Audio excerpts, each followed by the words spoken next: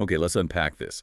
Our mission today is a deep, immersive analysis of a figure who, well, spent his entire career in publishing fighting against an impossible headwind, the shadow of his own name. We are distilling the narrative of Robert Charles Guccione Jr. That name, Guccione, it's foundational, isn't it? To modern, often controversial media, when you hear Guccione, you immediately think Penthouse, right? The empire his father, Bob Guccione, built. But the source material you shared is fascinating because it really focuses elsewhere. It traces this relentless, decades-long journey of the son, Robert Charles Guccione Jr., born 1955, and his attempts to carve out his own identity in publishing, a completely distinct one. Absolutely. We're looking at a man raised in London who, despite basically having an open door to one of the world's most, let's say, notorious and lucrative publishing houses, he repeatedly chose the harder path, or at least a different path. The sources really paint a picture of independence, yeah, but also confrontation and ultimately a defining influence on music and men's lifestyle media. I think the central question we have to tackle, based on this material, is this. How does a publisher actually create a globally recognized brand? Something like Spin or later gear. How do you build that cultural artifact when you are so inextricably linked to and maybe even defined by one of the most polarizing and successful publishing empires out there? His whole story seems to be about that tension, that constant conflict and self-creation. Let's start right there then, with the genesis of that conflict, that decision, right from the beginning, it seems, to prioritize independence. Yeah, and the sources make a crucial distinction right off the bat. Guccione Jr., he didn't just sort of fall into media. His drive for autonomous action, it actually predates his time at General Media International, his father's company. Before 1978, he apparently tried to launch his own publishing ventures. Not just once, Twice, before even joining the family business. That's what the sources indicate. These were his first attempts, seemingly unsuccessful, to establish his own self-made brand. It suggests a pre-existing commitment, to charting his own course, regardless of the obvious, much easier option. That really does reframe things. Yeah. It suggests that when he did join General Media in 1978, it was maybe more of a calculated step, or perhaps a temporary one, not the end goal. He stepped into the family fold, but only after, as you say, trying and failing to make it work on his own first. Precisely. And once he was inside, it wasn't like he was just given some token role. Not at all. During his time there, the sources suggest he gained really significant operational experience. By the early 1980s, he was apparently running the marketing and circulation department. Okay, let's pause there. For our listeners who might not be deep into the weeds of 80s magazine publishing, we need to stress what running circulation meant back then, especially for a company like General Media. This wasn't just about sending out magazines, was it? Oh, absolutely not. It was the heart of the battle, especially for a company like General Media that relied so heavily on volatile single-copy sales, newsstand sales, not stable subscriptions. The circulation department was the engine room. You were managing relationships with wholesalers, fighting for prime newsstand placement, eye level versus down by the floor, strategically pricing, positioning magazines like Penthouse against some really fierce competition. So he got a crash course in the trenches of distribution, cash flow, visibility. Exactly. Experience that would prove absolutely invaluable later when he launched his own titles. He understood the nuts and bolts. And because he held such a critical role, he wasn't just seen as an employee. He was, as the sources say, the purported heir apparent. That was the expected path, right? Eventually take over the whole multi-million-dollar global operation. So what went wrong? What was the friction? Well, the sources don't spell it out explicitly, but we can infer the friction was likely philosophical. And maybe about control. Being the heir apparent meant managing an established, incredibly controversial brand. It meant carrying on his father's legacy. It didn't necessarily mean creating something new or pushing his own editorial vision. He wouldn't be the founder, just the inheritor. Right. And the material strongly suggests that sometime in the early 1980s, Guccione Jr. consciously rejected that path. The paved road. He walked away from the security, the crown, if you like, of General Media, specifically to try once again to establish his own brand. That moment of choice feels like the real linchpin for his entire career, doesn't it? Yeah. He's trading this guaranteed, massive, albeit controversial success for the huge risk of starting completely from scratch, all for, presumably, editorial autonomy. It really seems that way. And if we connect this to the bigger picture, this initial break kind of sets the template, doesn't it? For basically every conflict and exit he'd face over the next couple of decades. A refusal to operate within someone else's predefined boundaries, whether they were financial or philosophical. It suggests he didn't just want to run Penthouse. He wanted to create his magazine, his vision. It's a crucial pivot. It validates the whole narrative that follows. He's rejecting the inherited power, the wealth, the established infamous identity. He clearly wanted a publication defined more by its cultural relevance, its editorial edge, rather than just its shock value on the newsstand. And that aspiration finally started to take concrete shape in 1985 with the launch of Spin magazine. Right. The launch of Spin in '85. That immediately cemented his independent identity, particularly in the music world. Spin felt different from the start. Right. The sources highlight this really painful irony, don't they, about the financing for the launch? They do. It's quite the detail. To actually get this venture, this symbol of his independence, off the ground, he needed a loan from the very person whose influence he was trying to escape. His father. Ouch. That's complicated. It really is. That loan becomes this perfect, maybe tragic, metaphor for his career, doesn't it? He's attempting this clean philosophical break, but he's still tethered by this inescapable financial reality, by family ties. And that dependency, that loan, it predictably set the stage for conflict. Pretty quickly, too. Almost immediately, just 2 years later in 1987. And this is where, as you said earlier, it gets really interesting and kind of brutal. His father, acting through general media, abruptly shut down Spin, just pulled the plug. Wow. And the sources emphasize this wasn't necessarily because Spin itself was failing editorially, was it? It was more about the parent company. That's the crucial context. Hmm? General Media itself had hit a significant financial rough patch, a dip, and the father, it seems, simply liquidated the asset, his son's magazine, his son's dream, potentially, to cover his own company's immediate cash shortfall. That's more than just business. That feels personal, a betrayal. From a parental perspective. And as a financial backer, absolutely. You can only imagine how that felt. And the consequences were, well, colossal.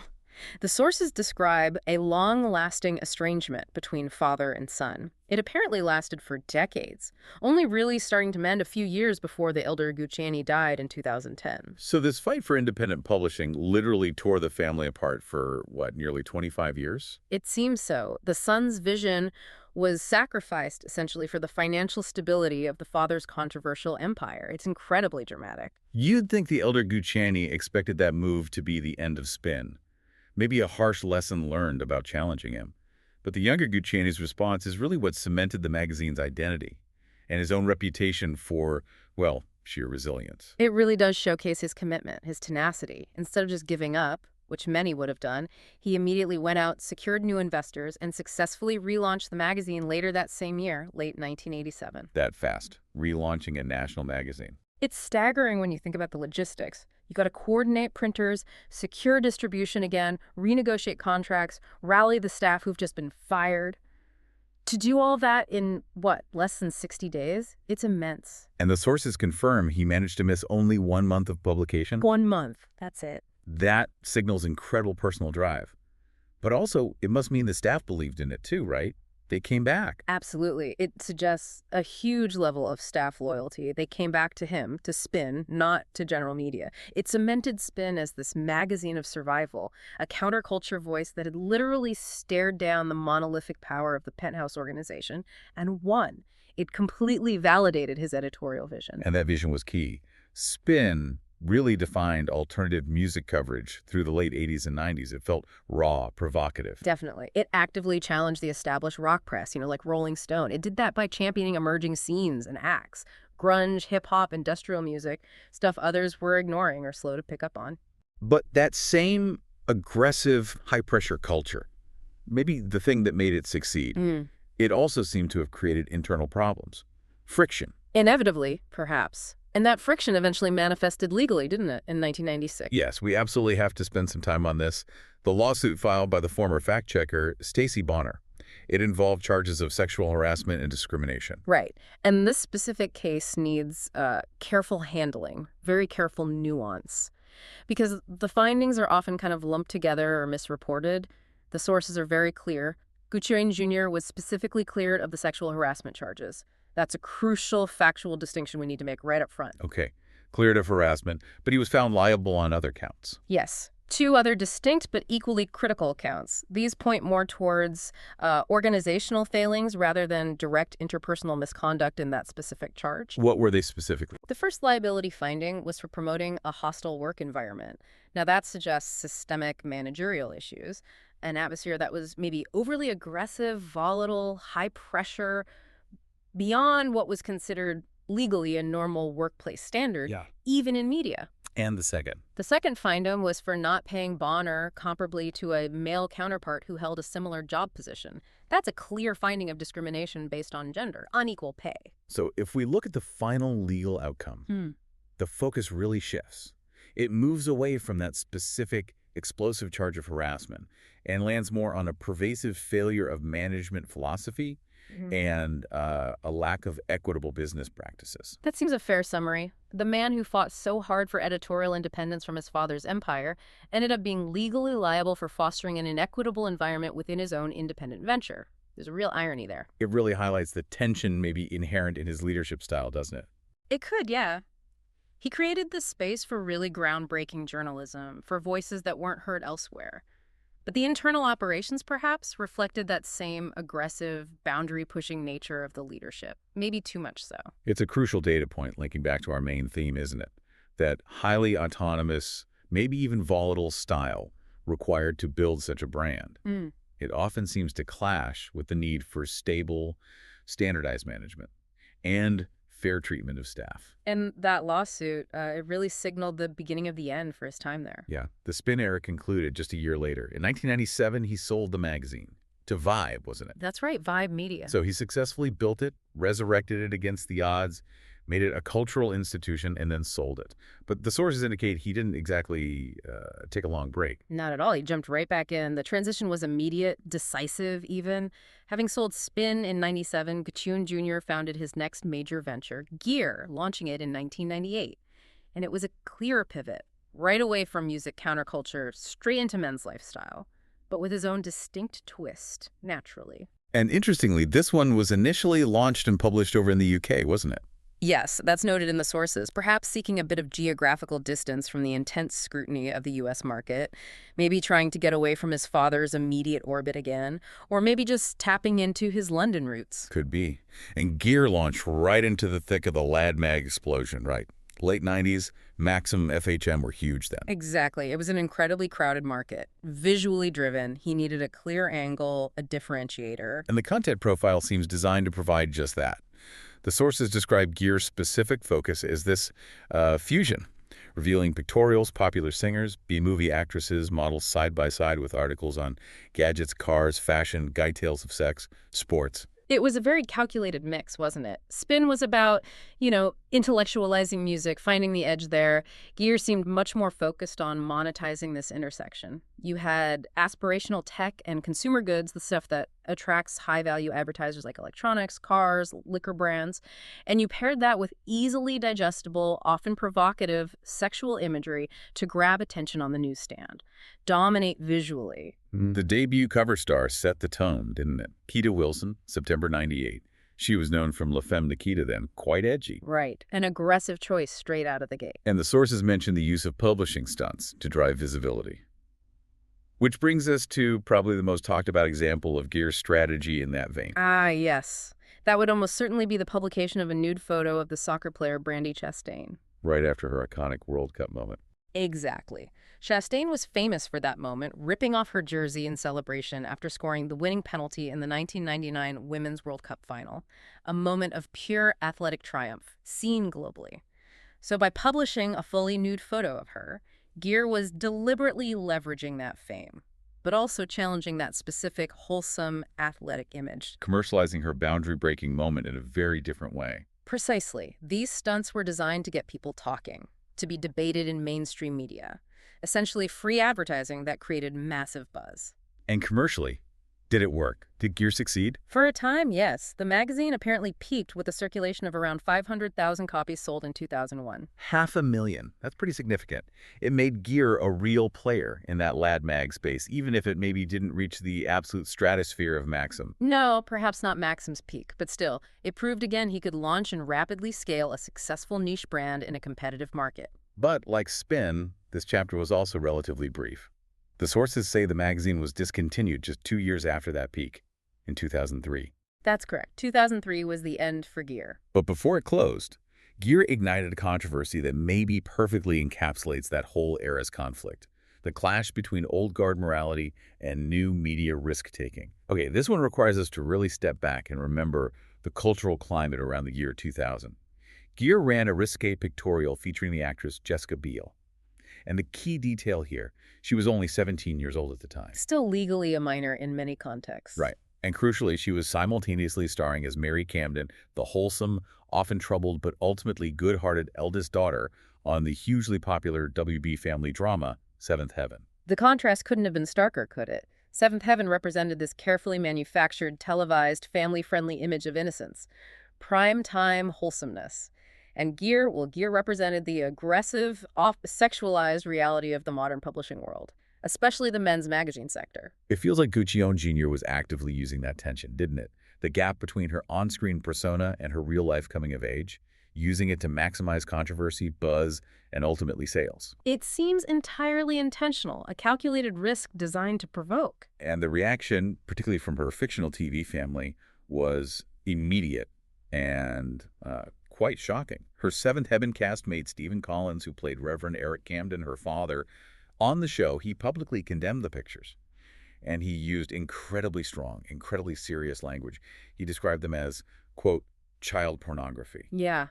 That quote landed like a bomb in the cultural debate at the time. It perfectly reflected the kind of moral panic of that era, that deep discomfort, particularly when young female celebrities tried to break free from the carefully curated, often infantilizing, family-friendly roles networks had built for them. It was a massive moral judgment, wasn't it? Aimed squarely at the magazine's editorial choices, but also at Biel's own decision to pose. A huge condemnation. Now, here's where the sources compel us to introduce a piece of information that adds just a profound layer of irony and, frankly, tragedy.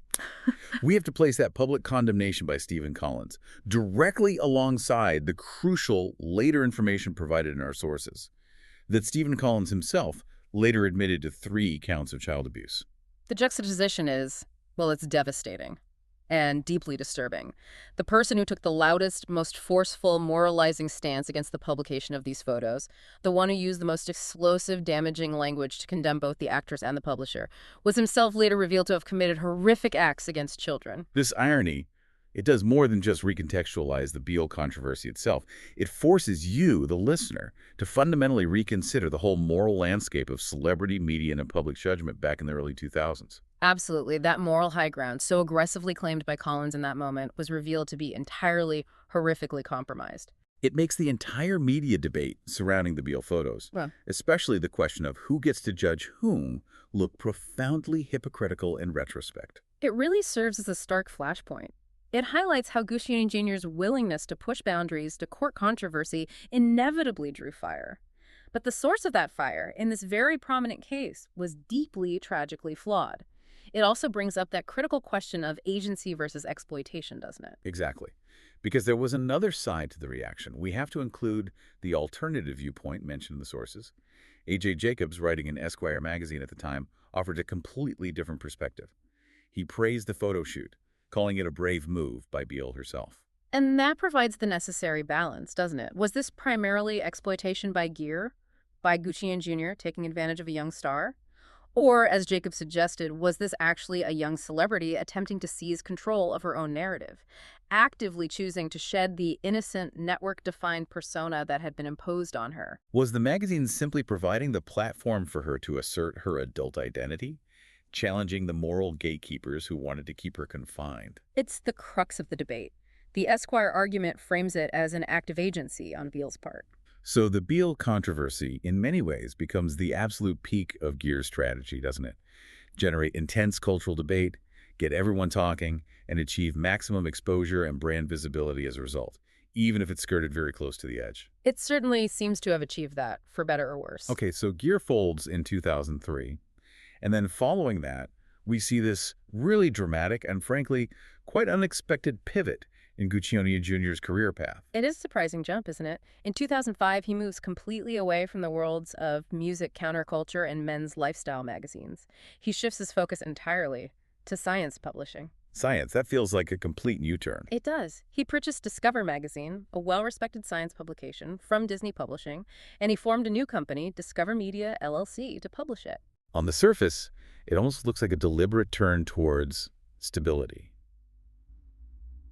Maybe seeking a less controversial, more intellectually defensible editorial space after all the drama with Spin and Gear.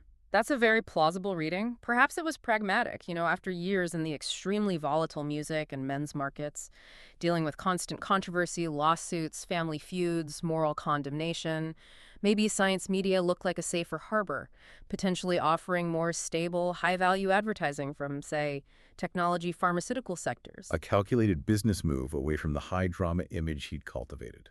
It could well have been.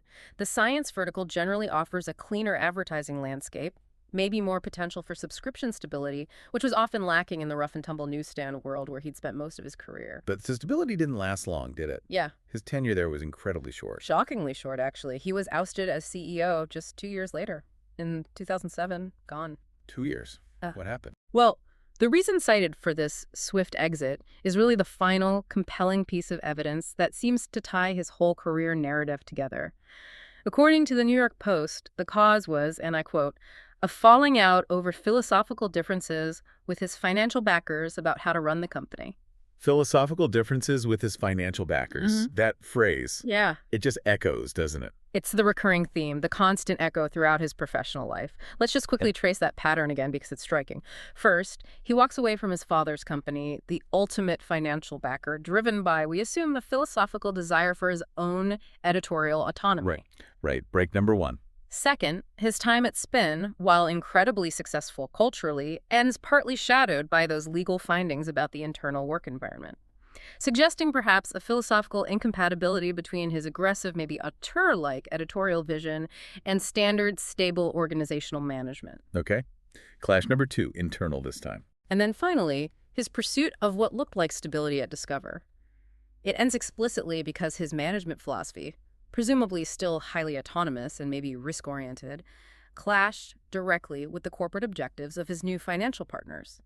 Even in the supposedly calmer waters of science media, it seems he just couldn't operate effectively as a component part of someone else's larger structure, not for long anyway. It appears that way. His vision, which seemed to require near absolute control and the freedom to take big risks, whether those risks were editorial, visual, or financial, it just seemed fundamentally incompatible with the more conservative, structured expectations of corporate backers who prioritize predictability and, well, safety. It's the ultimate confirmation, perhaps. Yeah. The very same drive, that fierce independence that allowed him to successfully launch and even resurrect these major magazines against the odds. That drive towards a pure, uncompromised vision Was also maybe the inherent limitation.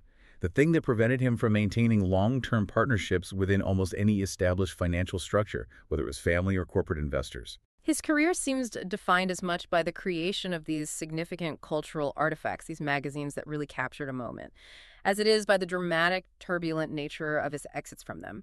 Creation and clash again and again. Hashtag, tag, tag, outro.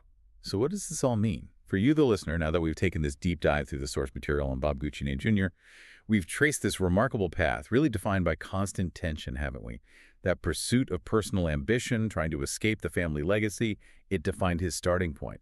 Yet, ironically, the financing needed for that ambition often kept pulling him right back into conflict, usually with his primary backer. And we see this publisher with just an undeniable knack, a real ability to synthesize staff and vision, to create major cultural touchstones. First Spin, defining alternative music for a generation. Then Gear, capturing that late 90s mix of tech and provocation, often by deliberately courting intense controversy, right? Whether it was the Brandy Chastain photo or the Jessica Biel pictorial, he understood how to generate buzz. But that friction with financial backers, with philosophical expectations, even sometimes with internal management standards, it was constant. Seemingly unavoidable for him. He was always pushing boundaries, and well, boundaries tend to push back. He absolutely stepped out from under the colossal shadow of his father. There's no question about that. He forged his own name in publishing. But he consistently ran into new shadows, didn't he? In the form of skeptical investors, the evolving legal landscape around workplace culture in the 90s, and these huge public controversies like the Biel one. It seems the price of his particular brand of independence was almost constant turmoil. building, fighting, selling, moving on. Which brings us, I think, to our final provocative closing thought.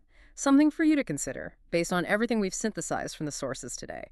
Given that repeating pattern of clashes we've seen throughout his entire professional life, first with his father at General Media, then the hostile environment finding its spin, and finally, that explicit philosophical ousting from Discover, does the creation of truly vital, maybe generation-defining, boundary-pushing media necessarily rely on, or perhaps even require, a certain kind of volatile, highly autonomous, maybe even difficult leadership style? Or is that very style simply destined, regardless of the subject matter, music, lifestyle, even science, is it destined to always result in an eventual clash? A collision with the established financial structures that inevitably demand safety, predictability, and standardization above all else. Is there an inherent conflict between truly disruptive creation and stable corporate partnership? Something to think about. We encourage you to explore that connection, the tension between editorial edge and corporate reality further.